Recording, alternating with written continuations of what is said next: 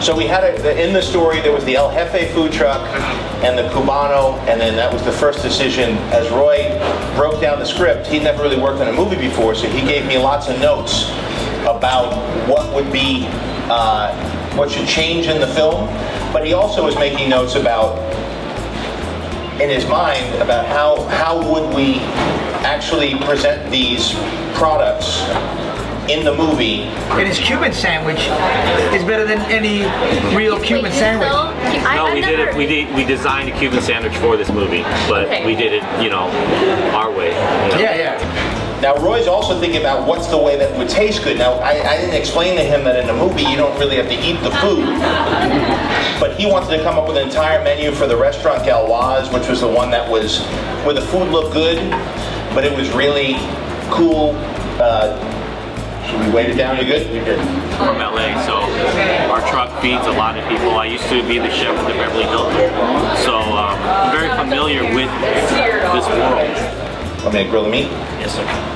Thank you, chef. Yes, chef. And then also, what's the gourmet version of the simple food? Like, how do you make a grilled cheese sandwich in the way that a chef would do it, as opposed to how we just do it at home or how your mom did it for you? And how a chef would eat cereal when he's checking the internet at night. Yeah, that was the funny one. He couldn't understand why we wanted a bigger bowl for the cereal. Yeah, he said a chef doesn't just eat a small bowl of cereal like this. A chef eats a big salad bowl full of, big mixing bowl full of cereal. For me, I can't think of making food that's just for show, you know, like everything I cook has to be eaten. And then so like we kind of approached the movie that way, but then also the menu I had to think back to like when I first started cooking, like in the mid-90s. If you imagine like wearing clothes you wore like in the 80s, or maybe if you're writers, like the first stuff you wrote out of college and having to recreate that. You know, the big kind of hook to what we do on the streets is combining cultures together, the flavor of Mexican food and the flavor of Korean food. And so this kind of salad, I don't know, you guys don't have that many Korean barbecues out here, right? Oh, yeah. You got some? Okay. All right, but the big thing with Korean barbecue is you get a salad at the beginning. And so the Kogi Taco was thinking about how could we take, it was almost like taking the whole city and putting it into one bite. How can I take the whole experience of Korean barbecue, the whole experience of eating tacos in LA, the whole experience of growing up as an immigrant, all of these things together in one bite, even though it's a coarse experience. So the key to that, the binder was the sauce. And so we have ginger, garlic, green onions. I get to touch people's lives with what I do. And it keeps me going and I love it. And I think if you give it a shot, you might love it too. Roy said that I ate like a 9-year-old boy. Because I had this whole list of things that I would eat and wouldn't eat.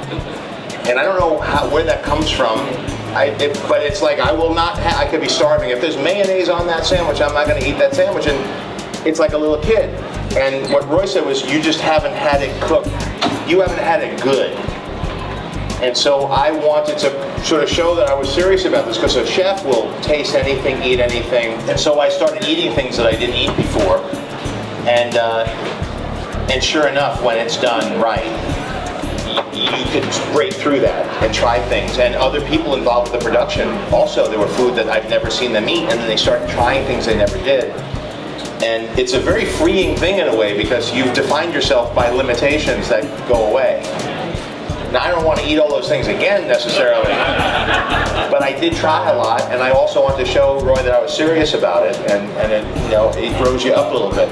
Also, when you go out, like with, I've been out with very important people to good restaurants, and there's a list of all these things they will and won't eat, and tell the chef this, tell the chef that, and you get fed well and it's delicious. But when you go out with Roy, they don't even show a menu, they don't even ask anything. It just starts coming out like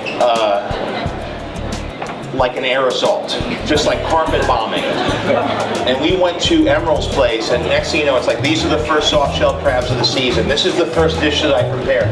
This is made without using these ingredients. And the guy sitting there watching you eat his food and watching the exchange between those two people really told me a lot about what being a chef was and what the pride in that. I got a front row seat to a really cool documentary that I would have loved to have watched.